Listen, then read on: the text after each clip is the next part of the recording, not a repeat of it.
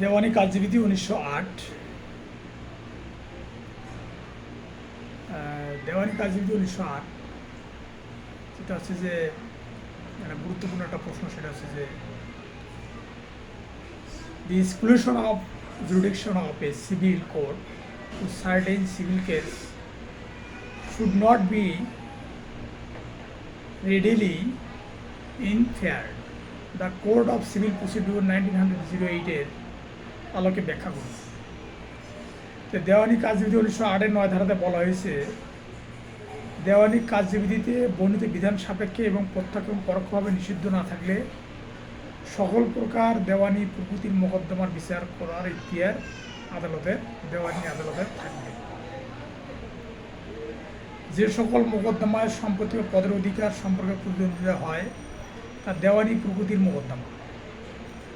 উক্ত অধিকার ধর্মীয় কার্য বা উৎসব সম্পর্কিত প্রশ্নের মীমাংসার উপর সম্পূর্ণরূপে নির্ভর করলেও তার ফলে দেওয়ানি প্রকৃতি নষ্ট হয় না। 9 ধারায় একটি দেওয়ানি আদালত কোনো ধরনের মামলার বিচার করতে পারবেন তা বর্ণিত হয়েছে। এছাড়া দেওয়ানি কার্যবিধির 6 ধারায়, 15 ধারায় এবং দেওয়ানি আদালত আইনের 18-19 ধারায় আদালতের ইখতিয়ার সীমা দেওয়ানি আদালতের ইখতিয়ার সীমা বর্ণিত হয়েছে। যদি একটি দেওয়ানি মামলা আদালতের আর্থিক ইখতিয়ারের মধ্যে পড়ে তাহলে তিনি সেই মামলা বিচার করবেন। দেওয়ানি কার্যবিধি 16 থেকে 20 ধারার মধ্যে মামলাদারের স্থান সম্পর্কে বলা হয়েছে। এই বিষয়টি ও আদালতের বিবেচনায় করতে পারে। উপরের বিষয়গুলো বিবেচনা করার পর যদি আদালত নিশ্চিত হন যে মামলাটি বিচার করার ইখতিয়ার আদালতের নেই, তাহলে তিনি মামলাটি ফেরত দেবেন, অন্যথায় তিনি মামলাটি বিচার করবেন। 2 নম্বর প্রশ্ন হচ্ছে যে every suit shall be institute in the court of the lowest grade competent to try সংশ্লিষ্ট আইনের উল্লেখ আলোচনা করো।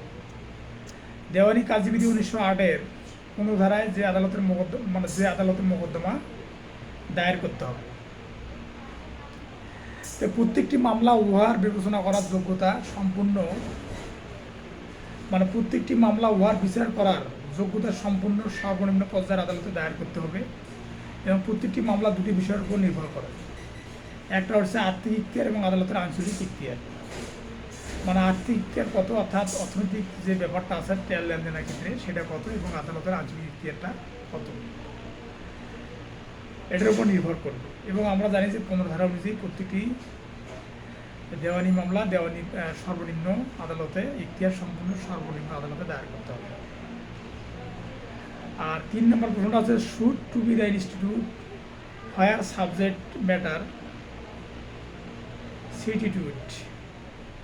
দেওয়ানি কার্যবিধি 1908 আলোকে বিবৃতিটি মূল্যায়ন করো। দেওয়ানি কার্যবিধি 1908 16 ধারায় বিষয়বস্তু যেখানে অবস্থিত মোকদ্দমা সেখানে দায়ের করতে হবে। যে কোনো আইনে নির্ধারিত আর্থিক বা অপরাপর সীমাবদ্ধতার সাপেক্ষে খাজনা বা মুনাফা ব্যতি রেখে স্থাবর সম্পত্তি পুনরুদ্ধারের জন্য মামলা, অর্থাৎ দেওয়ানি যেখানে বিষয়বস্তু উপস্থিত থাকবে সেখানেই মামলাটা দায়ের করতে হবে। তাহলে খাজনা বা মুনাফা সহ বা ব্যতি রেখে স্থাবর সম্পত্তি পুনরুদ্ধারের জন্য মামলা, তারপর স্থাবর সম্পত্তি বন্ধকের ক্ষেত্রে বা চাষ সম্পত্তি দায় পরিশোধ বিক্রয় অথবা বন্ধকের ক্ষেত্রে এই সমস্ত সম্পৃক্ত মামলা হবে দেওয়ানি আদালতে। তারপরে স্থাবর সম্পত্তি বাটোয়ারার জন্য মামলা, স্থাবর সম্পত্তি যদি বাটোয়ারা মামলা করা হয় সেটা অবশ্যই দেওয়ানি আদালতে দায়ের করতে হবে। 4 নম্বর হচ্ছে যে স্থাবর সম্পত্তি অন্য কোনো প্রকার সত্ত্ব বা অধিকার নির্ণয়ের জন্য মোকদ্দমা, স্থাবর সম্পত্তির অন্য প্রকার সত্ত্ব যদি থাকে তো সেটা অধিকার নির্ণয়ের জন্য দেওয়ানি আদালতে মোকদ্দমা দায়ের করতে হবে। 5 নম্বর হলো স্থাবর সম্পত্তি অনিষ্টের জন্য ক্ষতিপূরণের মোকদ্দমা। যদি স্থাবর সম্পত্তি কেউ যদি ক্ষতি সাধন করে তাহলেও সেটা দেওয়ানি প্রকৃতির আদালতে সে মামলাটা করা যাবে। আর আটক বা প্রকৃত অস্থাবর সম্পত্তি উদ্ধারের জন্য মোকদ্দমা, যদি কেউ কোনো সম্পত্তি অস্থাবর সম্পত্তি আটক করে বা ক্রয় করে সেটা উদ্ধারের জন্যও মামলা করা যাবে। 16 সিতে ক্ষেত্রে মোকদ্দমা করার কারণ পূর্ণভাবে এবং আংশিকভাবে যে স্থানে উদ্ভব হয়েছে সেই আদালতে মোকদ্দমা দায়ের বা রুজু করতে হবে। আর 16 ইতে বলা আছে যে স্থানে পূর্ণ বা আংশিকভাবে মোকদ্দমা কারণ উদ্ভব হয়েছে বা যে আদালতে স্থানীয় ইক্তিয়ারের মধ্যে বাস্তব এবং স্বেচ্ছায় বিভেদী বসবাস করে বা ব্যবসা করে, ব্যবসা বাণিজ্য করে বা ব্যক্তিগতভাবে লাভের জন্য কাজ করে, সেই আদালতে মোকদ্দমা দায়ের করা যাবে। তো এই ধারার সম্পত্তি বলতে বাংলাদেশের অবস্থিত সমস্ত সম্পত্তিকে বোঝায়। তাহলে সম্পত্তি বলতে আমরা কি বুঝি? যে বাংলাদেশে অবস্থিত যে সমস্ত সম্পত্তি, সেই সমস্ত সম্পত্তিকে বোঝানো হয়। আর আমরা জানি যে দেওয়ানি কার্যবিধির সাথে ফৌজদারি কার্যবিধির অনেকাংশ মানে কয়েকটা ধারার মধ্যে সামঞ্জস্যতা রয়েছে। সেটা হচ্ছে যে 16 ধারা বলা আছে বিষয়বস্তু যেখানে অবস্থিত মোকদ্দমা দায়ের সেখানেই করতে হবে, মোকদ্দমা দায়েরটা সেই জায়গার মধ্যেই করতে হবে। আর ফৌজদারি কার্যবিধিতে যে বিষয়টা বলা আছে সেটা হচ্ছে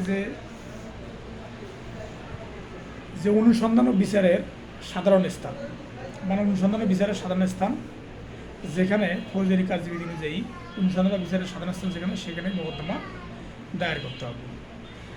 আর দেওয়ানি কার্যবিধির 17 ধারায় বলা আছে যে বিভিন্ন আদালতের ইখতিয়ারে অবস্থিত স্থাবর সংক্রান্ত মোকদ্দমা। আর এখানে 179-তে বলা আছে ফৌজদারি কার্যবিধি 1898 যে অপরাধ সংগঠনের জেলা বা ফলাফল ঘটিবার স্থানে আসামির বিচার হইবে। তাহলে 117 ধারা এবং 179 ধারার সাথে সম্পর্ক আছে। দেওয়ানি কার্যবিধির 17 ধারায় বলা আছে যে বিভিন্ন আদালতের ইখতিয়ারে অবস্থিত স্থাবর সম্পত্তি সংক্রান্ত মোকদ্দমা।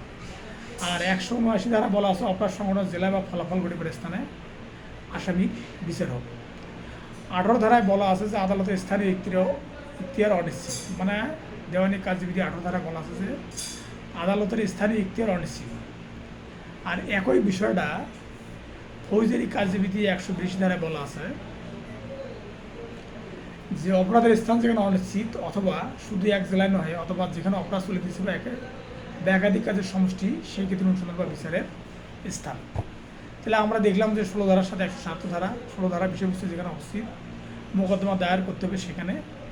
আর ফৌজদারি কার্যবিধিতে অনুসন্ধান ও বিচারের সাধারণ স্থান। তাহলে 16 ধারার সাথে 107 ধারার সামঞ্জস্যতা রয়েছে।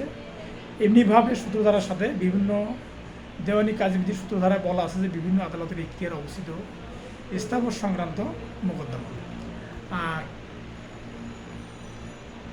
179 ধারায় বলা আছে সিআরপিসি অর্থাৎ ফৌজদারি কার্যবিধি 1898 100 ধারায় বলা আছে যে অপরাধ সংগঠনের জেলায় বা ফলাফল ঘটিবার স্থানে আসামির বিচার হইবে।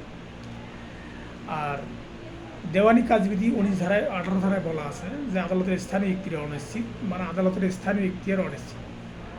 আর 182 ধারায় ফৌজদারি কার্যবিধি 182 ধারায় বলা আছে যে অপরাধের স্থান যেখানে অনিশ্চিত অথবা শুধু এক জেলায় নয় অথবা যেখানে অপরাধ চলিতেছে বা একাধিক কাজের সমষ্টি, সেই ক্ষেত্রে অনুসন্ধান বা বিচারের সাধারণ স্থান। তাই আমরা দেখলাম যে 16, 17, 18 এই ধারাগুলির সাথে মিল আছে ফৌজদারি কার্যবিধি 177, 179 এবং 182 ধারা। আর 4 নম্বর যে প্রশ্নটা সেটা বলা আছে যে দেওয়ানি মোকদ্দমা কোন আদালতে দায়ের করতে হবে, উদাহরণ সহ আলোচনা করো। আমরা জানি যে দেওয়ানি মোকদ্দমা দেওয়ানি কার্যবিধি 1908-এর 15 ধারা অনুযায়ী ইখতিয়ার সম্পূর্ণ সর্বনিম্ন আদালতে দেওয়ানি মোকদ্দমা দায়ের করতে হবে। তাহলে যদি আমরা 15 ধারায় আলোচনা করতে পারি তাহলে এখানে এই প্রশ্নটার অ্যান্সার সঠিক হবে। আর 5 নম্বর প্রশ্ন হচ্ছে who may be joined as the plaintiff. Defendant need not to be interested in all the relief claimed. One person may sue or the defend or the behalf on all in same interest. দেওয়ানি কার্যবিধি 1908-এর সংশ্লিষ্ট বিধানের আলোকে ব্যাখ্যা করুন।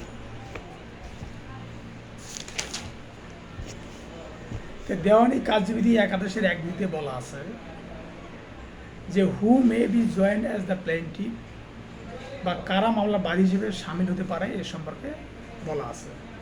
তাহলে দেওয়ানি কার্যবিধি 1908-এর 1 বলা আছে যে মামলার বাদী হিসেবে বা মামলার পক্ষভুক্ত হিসেবে কারা সামিল হতে পারে।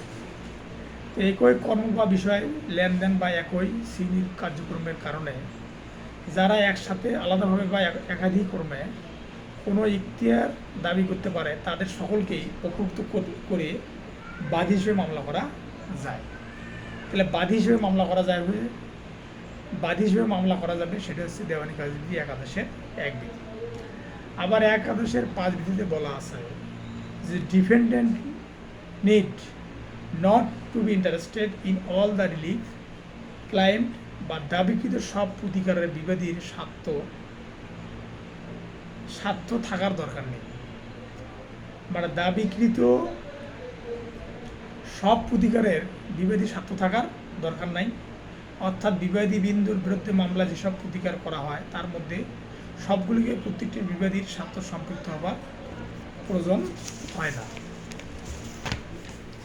আবার ১ আদেশের ৮ বিধিতে বলা আছে যে ওয়ান পারসন মে সু or defend on behalf of all in same interest, অর্থাৎ এক লোক স্বার্থ সংশ্লিষ্ট ব্যাপারে অন্য সবার পক্ষে মামলা করতে বা জবাব প্রদান করতে পারে।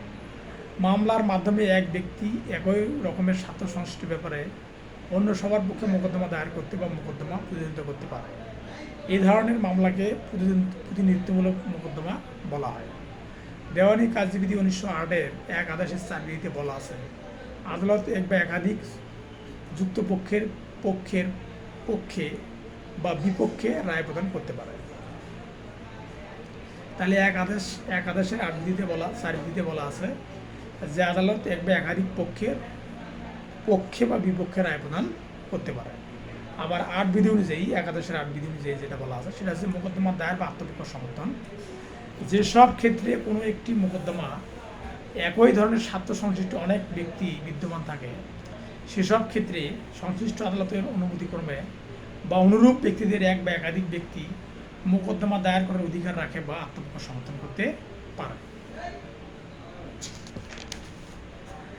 আর নোটিশ বা সমন, এই ধরনের মামলার ক্ষেত্রে আদালত বাদী নিজস্ব খরচে ব্যক্তিগতভাবে সমন বা নোটিশের মাধ্যমে একই স্বার্থ সংশ্লিষ্ট সকল ব্যক্তিকে মামলার তথ্য জানাবে। তবে যদি এটা সম্ভব না হয় সেক্ষেত্রে গণবিজ্ঞপ্তির মাধ্যমে মামলা তথ্য জানানো যাবে। পক্ষ হওয়ার জন্য আবেদন, যে কোনো ব্যক্তি যাদের অনুকূলে বা সুবিধার্থে কোনো মোকদ্দমা দাখিল করা হয়, মানে যাদের পক্ষে দাখিল করা হয়, পক্ষ জন্য আবেদন, যে কোনো ব্যক্তি যাদের অনুকূলে বা সুবিধার্থে কোনো মোকদ্দমা দাখিল করা হয়েছে বা আত্মপক্ষ সমর্থন করা হয়েছে, উক্ত ব্যক্তিরা এই ধরনের প্রতিনিধিত্বমূলক মোকদ্দমার পক্ষ হওয়ার জন্য আদালতে আবেদন করতে পারে। তো উক্তরূপ মোকদ্দমা দায়েরের জন্য কারণ উল্লেখ করে আদালতের আবেদন করতে হবে। আদালত যদি বুঝতে পারেন যে একই বিষয়ে অনেকের সাথে জড়িত তাহলে তিনি প্রতিনিধিত্বমূলক মোকদ্দমা দায়েরের অনুমতি প্রদান করবেন। তবে রিট আবেদনের ক্ষেত্রে প্রতিনিধিত্বমূলক মোকদ্দমা করা যাবে না। দি প্লিডিংস ৭ নম্বর প্রশ্ন, the pleading should contain fact and not law or evidence. দেওয়ানি কার্যবিধি ১৯০৮-এর ৬ আদেশের ২ বিধিতে আলোচনা করা হয়েছে যে গুরুত্বপূর্ণ ঘটনাদি আর্জি জবাবে বিবৃতি করতে হবে কিন্তু সাক্ষ্য বা প্রমাণ নয়। তার মানে আর্জি বা জবাবে গুরুত্বপূর্ণ ঘটনাদি কী করতে হবে, বর্ণনা করতে হবে বা সেই অনুযায়ী লিপিবদ্ধ করতে হবে। এখানে সাক্ষ্য বা আইনি কী হবে সেটা প্রমাণ করার দরকার নেই। কর্তৃক আর্জি জবাব শুধুমাত্র যেসব তথ্য ভিত্তিতে দরখাস্তকারী তার দাবি উত্থাপন বা আত্মপক্ষ সমর্থন করে সেই সব তথ্যাবলীর সংক্ষিপ্ত বিবরণ দান করতে হবে। এতদীয় সম্বন্ধীয় প্রমাণাদি দরখাস্তে উল্লেখ করার দরকার নেই। আর্জি জবাব প্রয়োজন মাফিক বিভিন্ন পদ্ধতিতে বিভক্ত হবে এবং পদ্ধতিগুলোতে ক্রমিক নাম্বার দেওয়া হবে। তারিখ, টাকা, পরিমাণের সংখ্যা অঙ্কে প্রকাশ করতে হবে। তাহলে তারিখ, টাকা, যদি আর্জি বা জবাবের মধ্যে যদি তারিখ, টাকা, সংখ্যা থাকে, পরিমাণ থাকে তো সেগুলো অঙ্কে প্রকাশিত করতে হবে। আর ৮ নম্বর প্রশ্ন হচ্ছে the court may at any stage of proceeding allow either part of amend the pleadings. আলোচনা করুন। আমরা জানি দেওয়ানি কার্যবিধি 1908-এর 6 আদেশের সূত্র বিধি অনুযায়ী আর্জি বা জবাবের সংশোধন বিষয়ে আলোচনা করা আছে। এর সূত্র আদেশে বলা হয়েছে আদালত মামলার যে কোনো পর্যায়ে যে কোনো পক্ষকে স্ব প্লেডিংয়ের ন্যায়সঙ্গত সংশোধন অনুমতি দিতে পারে।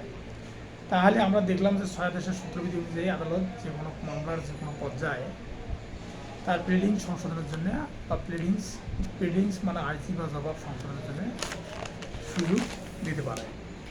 কাজে মূল আদালতের রায়ের পর সংক্ষুব্ধ পক্ষ আপিল আদালতে ও প্লেডিং সংশোধন করতে পারবে।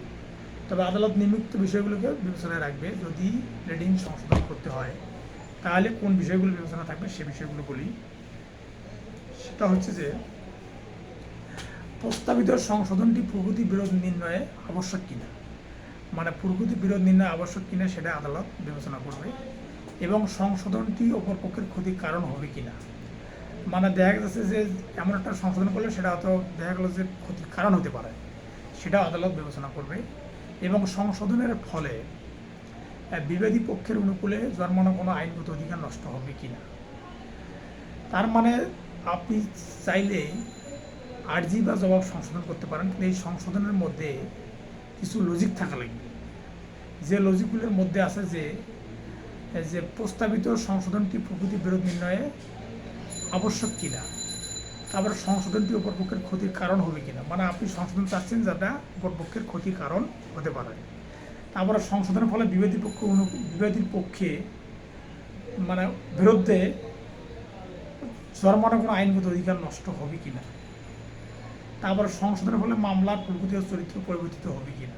তো যদি সংশোধনের ফলে যদি মামলার প্রকৃতি এবং চরিত্র নষ্ট হয়ে যায় সেক্ষেত্রে আদালত আপনাকে কী করবে, আপনাকে সংশোধনের অনুমতি দেবে না। সংশোধনের ফলে নতুন অসামঞ্জস্য মামলার অবতারণা হবে, অর্থাৎ সংশোধনের করার কারণে মামলার মোটিভ বা মামলার যে বিচার যে বিষয় সেটা পরিবর্তন হয়ে যেতে পারে। সেই জন্য সেটাও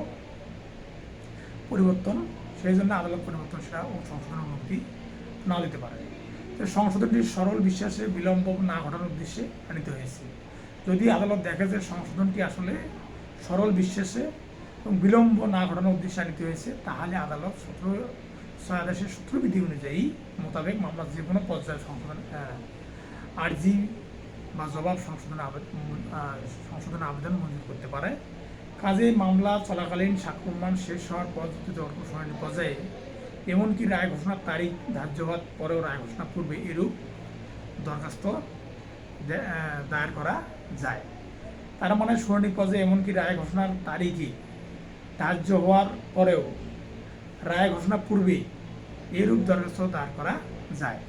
শুধু তাই নয়, মানে 66 DLR মানে ঢাকা ল রেপোর্ট হাইকোর্ট ডিভিশনে 635 নম্বর মামলায় এই সিদ্ধান্ত মোতাবেক আপিল বা রিভিশন চলাকালীন এরূপ বিধানের প্রয়োগযোগ্যতা রয়েছে। সমন টু ডিফেন্ডেন্ট সংক্ষেপে আলোচনা করুন।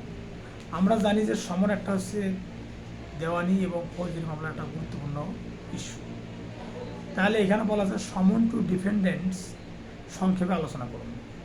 দেওয়ানি কার্যবিধি 1908-এর সূত্রধারার মতো বিবাদীর প্রতি সমন।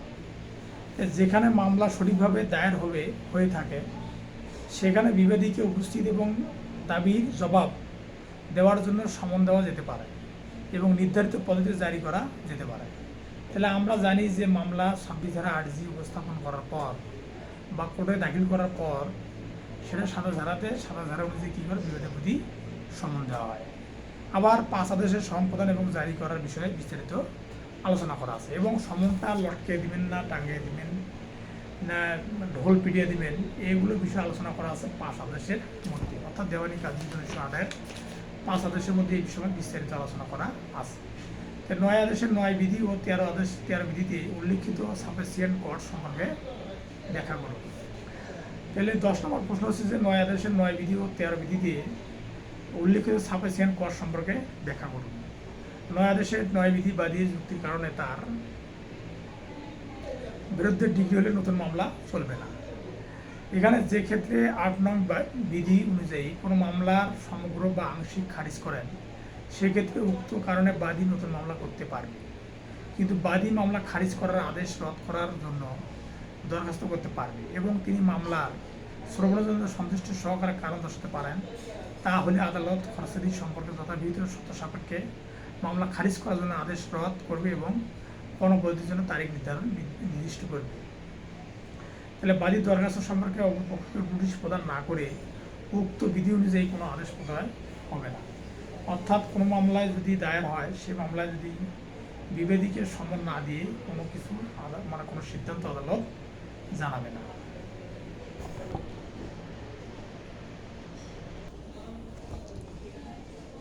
নয় আদেশের 9 বিধি ও 13 বিধিতে উল্লিখিত সাফিসিয়েন্ট কজ সম্পর্কে ব্যাখ্যা করুন। 9 আদেশের 9 বিধিতে বাদীর ত্রুটির কারণে তার বিরুদ্ধে ডিগ্রি হলে নতুন মামলা চলবে না। যে ক্ষেত্রে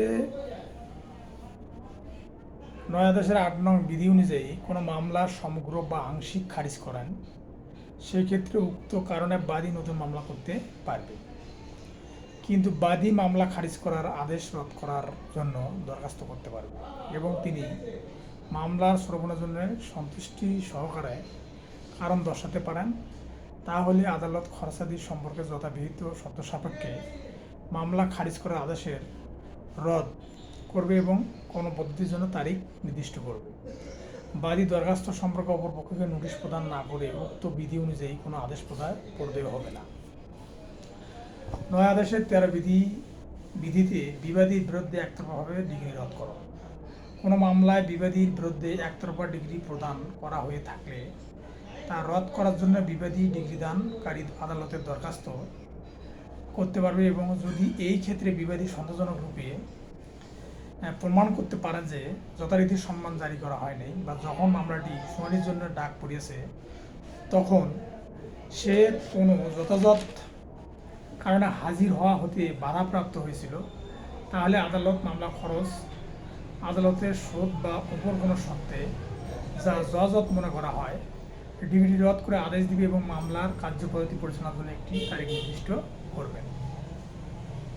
তবে সত্য হলো যে ডিগ্রি যদি এরূপ ধরনের হয় যে তা শুধু দরখাস্তকারী বিবাদীর উপর হতে রদ করা যাবে না, সেক্ষেত্রে অন্য সব অথবা কোনো বিবাদীর বিরুদ্ধেও রদ করা যাবে। তামাদি আইন 1908 5 নং ধারায় বিধানসভা এই আদেশের 13-1 বিধি উপবিধি অনুযায়ী দরখাস্ত ক্ষেত্রে প্রয়োগযোগ্য হবে। তাহলে পক্ষসমূহের উপস্থিতি ও অনুপস্থিতি একটি মোকদ্দমার পরিণতি কী হয়, প্রাসঙ্গিক বিধান উল্লেখ করে উত্তর দিন। আমরা জানি যে দেওয়ানি কাজবিধি 1908 9 আদেশের 3 বিধি অনুযায়ী কোনো পক্ষ উপস্থিত না হলে মামলা খারিজ হয়। তাহলে 9 আদেশের 3 বিধি অনুযায়ী কোনো পক্ষ উপস্থিত না হলে মামলা খারিজ হয়। যে ক্ষেত্রে মামলা শুনানির জন্য আহ্বান করা হইলে কোনো পক্ষ উপস্থিত হয় না, সেক্ষেত্রে আদালত মামলা খারিজ বলে আদেশ প্রদান করিতে পারে। তবে কোনো পক্ষ উপস্থিত না হইলে মামলা খারিজ করা বাধ্যতামূলক নয়, পর্যাপ্ত কারণে আদালত উহা মুলতবি রাখিতে পারে। বাদী দরখাস্ত অগ্রাহ্য হইলে এবং বিবাদী অনুপস্থিত থাকলে 3 বিধির অধীনে মামলা ডাকা হলে উপস্থিত হওয়ার প্রয়োজন, কিন্তু মামলায় উপস্থিত যদি না হয় সেক্ষেত্রে শুনানির তারিখ যদি কোনো পক্ষই হাজির না হয়, শুধুমাত্র সেই ক্ষেত্রে এই বিধিমতো মামলা খারিজ হইতে পারে, যেখানে বাদী কমিশনের মাধ্যমে পরীক্ষা করা হয় এবং পরবর্তী শুনানির তারিখে উভয় পক্ষের গড়হাজির থাকলে অনুপস্থিত থাকলে সেক্ষেত্রে আদালত 17 আদেশের 3 বিধির মতো ডিগ্রি দিতে পারেন না। যেখানে আদালত 9 আদেশের 3 বিধি মতে মামলাটি শুধুমাত্র খারিজ করতে পারেন। কোনো পক্ষই হাজির না হলে মামলা খারিজ করা বাধ্যতামূলক নয়, যুক্তিসঙ্গত কারণে আদালত মুলতবি রাখিতে পারে। এটা হচ্ছে এ মিয়া বনাম সরকার, এ মিয়া বনাম সরকার মামলায় 45 DLR আপিলেট ডিভিশন 112 নম্বর মামলায় এই বিষয়টা উল্লিখিত হয়েছে বা এই মামলায় এই ধরনের সিদ্ধান্ত চলে এসেছে। Disposal of the suit at the first hearing বিধান উল্লেখ করে আলোচনা করব। Disposal of the suit at the first hearing বিধান উল্লেখ করে উত্তর দিন। দেওয়ানি কার্যবিধি 1908 15 আদেশের প্রথম শুনানিতে মামলা নিষ্পত্তির সম্পৃক্ত বিধান রয়েছে। 15 আদেশের 1 বিধিতে পক্ষদের মধ্যে বিচার্য বিষয় না থাকলে সেক্ষেত্রে মামলার প্রথম শুনানিতে ইহা প্রতীয়মান হয় যে পক্ষদের মধ্যে আইন সংক্রান্ত বা ঘটনা সংক্রান্ত কোনো বিচার্য বিষয় নেই সেক্ষেত্রে আদালত তৎক্ষণাৎ রায় ঘোষণা করিতে পারে। পক্ষগণের মধ্যে ঘটনাগত বা আইনগত কোনো বিচার্য বিষয় না থাকিলে আদালত তাৎক্ষণিক রায় ঘোষণা করতে পারে। এটা 12 আদেশের 6 বিধি মতে আদালত সেক্ষেত্রে আংশিক ডিগ্রি দিতে পারে। এটা নজির হচ্ছে, প্রখ্যাত মামলা হচ্ছে যে লীলা বনাম শচীন্দ্র। লীলা বনাম শচীন্দ্র মামলার সিদ্ধান্ত হয় যে যদি মামলায় যদি বিচার্য বিষয় না থাকে আদালত তাৎক্ষণিক রায় ঘোষণা করতে পারে এবং 12 আদেশের 6 বিধি অনুযায়ী আংশিক ডিগ্রি দিতে পারে। যে ডিগ্রিটা হচ্ছে যে আংশিক ডিগ্রি, এটা হচ্ছে লীলা বনাম শচীন্দ্র। এটা হচ্ছে অল ইন্ডিয়া রিপোর্ট 1994। এটা হচ্ছে মেদিনীপুরে, এটার মামলা নাম্বার হচ্ছে 205। এই ধরনের যে আংশিক ডিগ্রি বিষয়ে বলা আছে, হয়তো বা পরীক্ষায় আসতে পারে যে আংশিক ডিগ্রি আদালত কোন ক্ষেত্রে প্রদান করে। তাহলে আংশিক ডিগ্রিটা এই ক্ষেত্রে দেয় পক্ষগণের মধ্যে ঘটনাগত বা আইনগত কোনো বিচার্য বিষয় না থাকলে আদালত তাৎক্ষণিক রায় ঘোষণা করতে পারে বা 12 আদেশের 6 বিধি অনুযায়ী আংশিক ডিগ্রি আদালত দিতে পারে। একটি মোকদ্দমা মুলতবি মঞ্জুর কখন করা যায়? তাহলে একটি আমরা জানি যে মুলতবি সম্পর্কে বলা আছে 17 আদেশে। তাহলে একটি মামলায় মুলতবি কখন মঞ্জুর করা যায়? দেওয়ানি কার্যবিধি 1908 17 আদেশে মুলতবি বা অ্যাডজনমেন্ট সম্পর্কে বিধান আছে। 17 আদেশের এক বিধিতে আদালত সময় মঞ্জুর করতে পারে এবং শুনানি মুলতবি রাখিতে পারে। পর্যাপ্ত কারণ দেখাইলে আদালত মামলার যে কোনো পর্যায়ে পক্ষদের অথবা তাদের কোনো পক্ষদের সময় মঞ্জুর করিতে পারে এবং সময় সময় মামলা শুনানিতেও মুলতবি রাখিতে পারে। এটা মামলায় মুলতবি প্রার্থনা করা হইলে হামেশা মুলতবি মঞ্জুর করা উচিত নয়।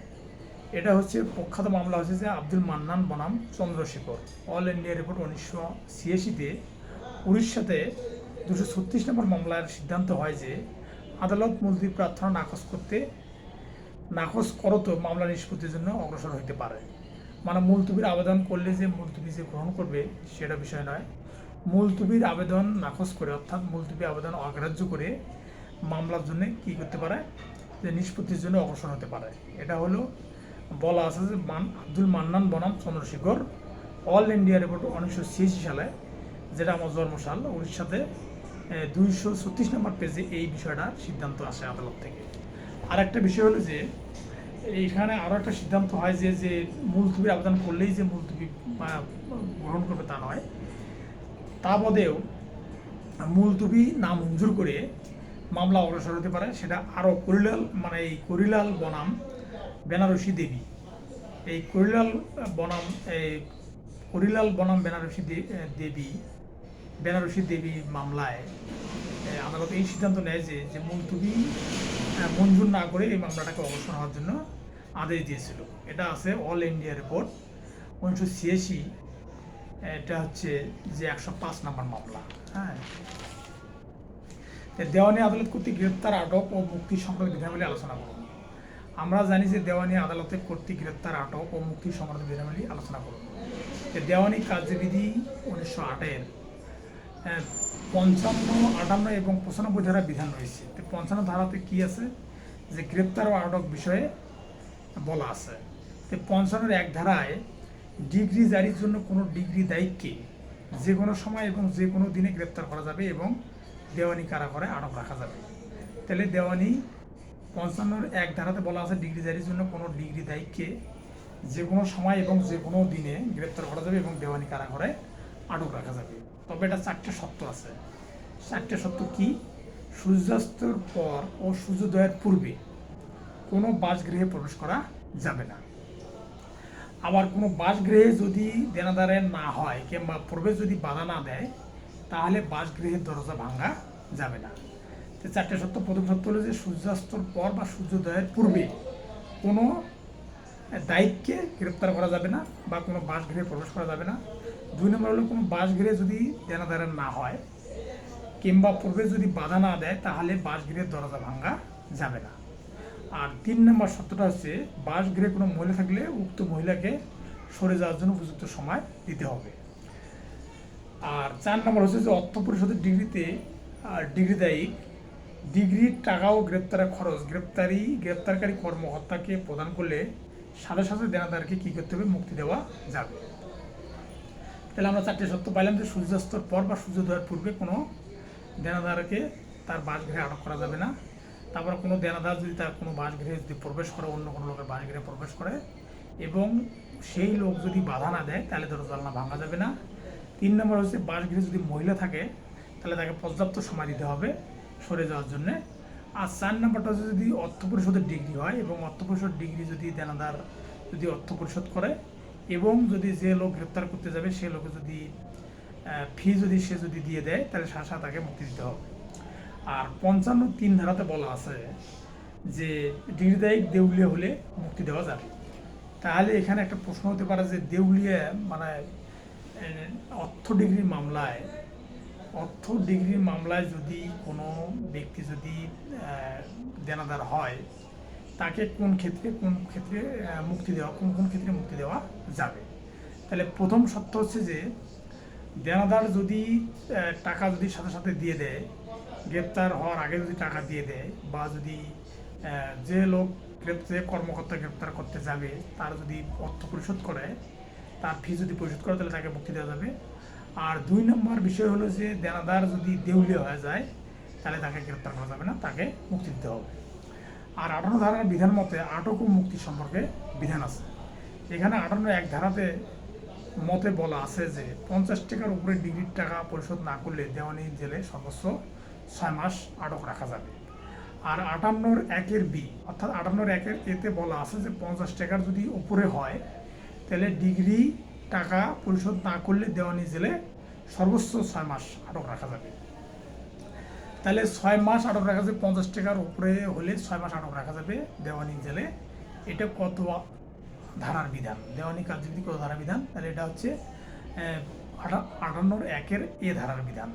আর 58(1)(b)তে বলা আছে যে অন্য ক্ষেত্রে দেওয়ানি জেলে 6 সপ্তাহ অর্থাৎ 50 টাকার কম ডিগ্রির টাকা পরিশোধ না করলে তাকে কী করা যাবে? 6 সপ্তাহ আটক রাখা যাবে। তাহলে আমরা বুঝতে পারলাম যে 50 টাকার নিচে হলে 6 সপ্তাহ আর 50 টাকার উপরে হলে 6 মাস দেওয়ানি জেলে আটক রাখা যাবে।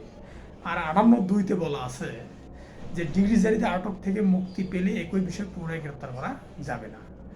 তাহলে আমরা দেখি যে ডবল জিওপার্টি বা যেটা 403 ধারা বা দুবারা দোষ, যে একটা বিচারে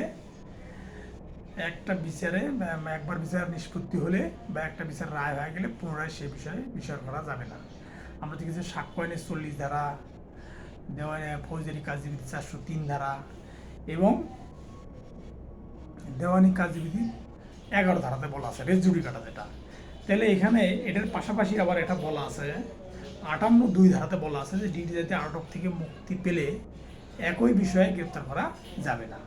তাহলে এই যে দুবারা দোষের যে নিয়মটা, এই দুবারা দোষের নিয়মটা 58 দেওয়ানি কার্যবিধি 58(2) উপধারাতেও কিন্তু এই বিষয়টা বলা আছে। তো যাই হোক, 95 ধারা বলা আছে যে অপর্যাপ্ত কারণে গ্রেপ্তার করো ও নিষেধাজ্ঞা লাভ করলে খেসারতের বিধান আছে। মানে 95 ধারায় অপর্যাপ্ত কারণে গ্রেপ্তার মানে অপর্যাপ্ত কারণ মানে যেটা কারণ খুব অল্প, সেই কারণে গ্রেপ্তার করো ও নিষেধাজ্ঞা লাভ করলে খেসারতের বিধান আছে। তাহলে 95(1) ধারায় বলা আছে কোনো মোকদ্দমায় অপর্যাপ্ত কারণে গ্রেপ্তার বা ফরক কার্যকর বা অস্থায়ী নিষেধাজ্ঞা মঞ্জুর করা হয়ে থাকলে বা বাদী মোকদ্দমায় হেরে যাওয়ার পর আদালত যদি দেখেন যে মোকদ্দমা দায়েরের জন্য বাদীর কোনো সঙ্গত কারণ ছিল না, তাহলে কি করবে? তাকে আটক করা বা ফরক করা বা নিষেধাজ্ঞা দেওয়া যাবে না। 2(b)তে বলা আছে তখন বিবাদী তার ব্যয় ও ক্ষতির জন্য বাদীর বিরুদ্ধে ক্ষতিপূরণ চাইলে আদালত বিবাদীকে অনধিক 10,000 টাকা ক্ষতিপূরণের জন্য আদেশ দিতে পারেন। তাহলে আপনি অপর্যাপ্ত কারণে কোনো লোকের বিরুদ্ধে মামলা করছেন, তাহলে অপর্যাপ্ত কারণে মামলা করার কারণে সেটা কি করছে? দেওয়ানি আদালত সেটাকে মঞ্জুর করে তাকে গ্রেপ্তার এবং ফরক কার্যকর করার জন্য আদেশ দিছে। তাহলে দেখা গেল যে মামলাটা যখন হিয়ারিং পর্যায়ে বা চূড়ান্ত শুনানির জন্য নির্ধারিত হলো, তখন দেওয়ানি কার্যবিধি অনুযায়ী দেওয়ানি আদালত দেখে যে এটা কারণ পর্যাপ্ত নয় 95(1) ধারা অনুযায়ী, তাহলে 95(1)(a) ধারা অনুযায়ী মোকদ্দমা দায়েরের জন্য বাদীর কোনো সঙ্গত কারণ ছিল না, এটা একটা অপর্যাপ্ত কারণ।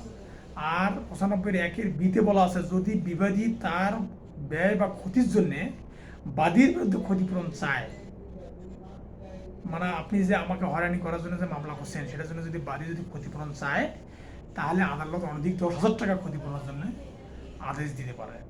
আদালত তার আর্থিক ইখতিয়ার চেয়ে বেশি ক্ষতিপূরণ টাকা প্রদান করবে না। তবে এটা বিষয় হলো যে আদালতের আর্থিক ইখতিয়ার যেটা আগে 5 লাখ টাকা ছিল, সেটা পরিবর্তিত হয়ে এখন 1 থেকে 15 লাখ টাকা সহকারী জজ, 15 লাখ 1 টাকা থেকে 25 লাখ টাকা পর্যন্ত সিনিয়র সহকারী জজ, 25 লাখ টাকা থেকে সীমাহীন হচ্ছে যুগ্ম জেলা জজ এবং জেলা জজ।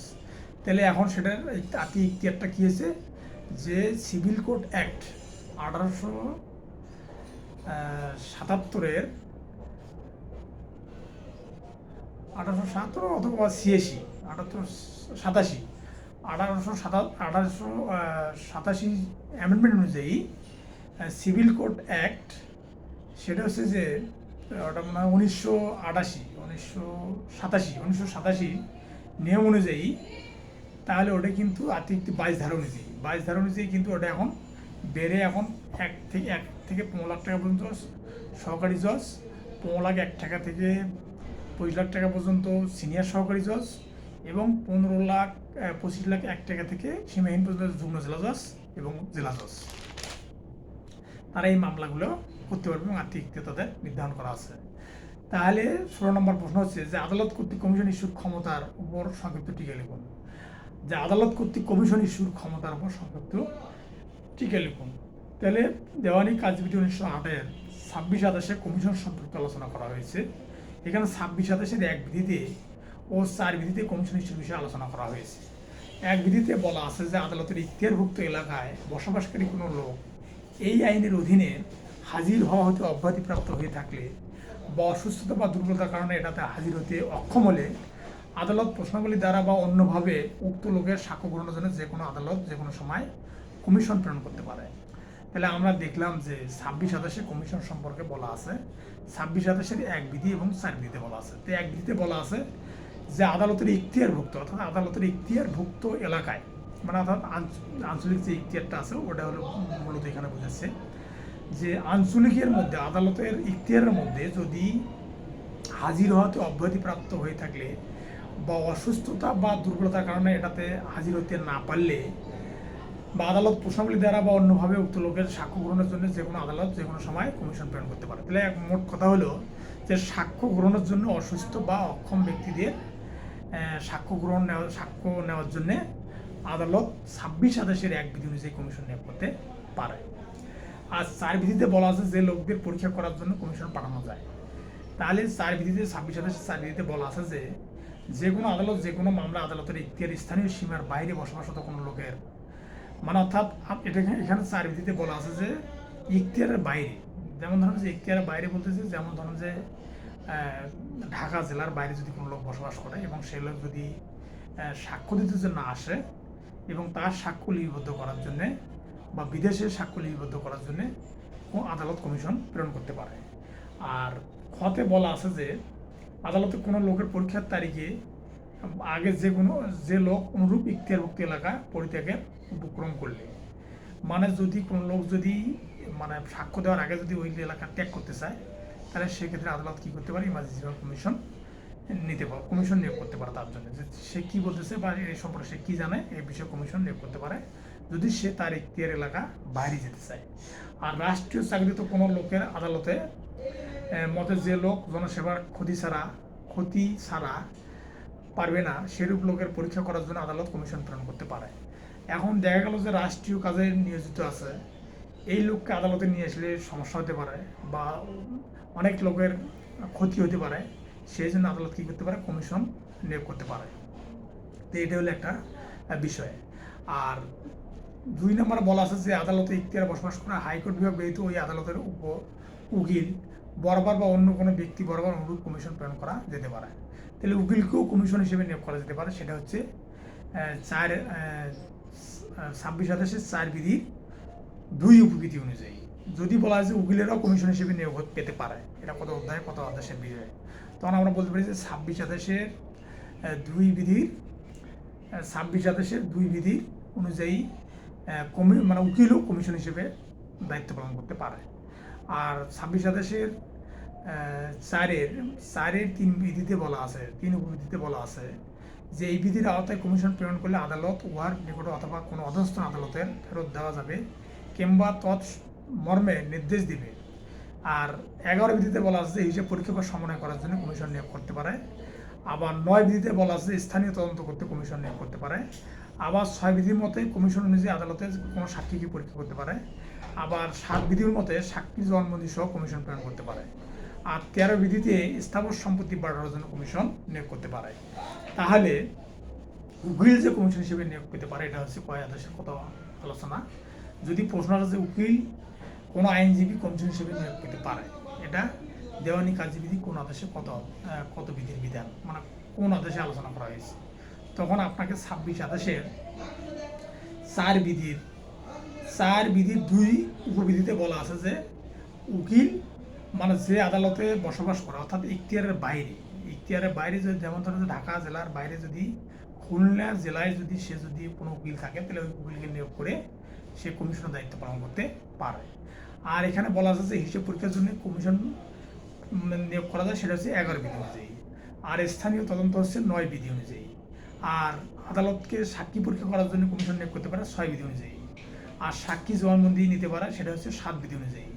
আর স্থাবর সম্পত্তির জন্য বাটোয়ারার জন্য কমিশন নিয়োগ করতে পারে, এটা হচ্ছে 13 বিধি অনুযায়ী।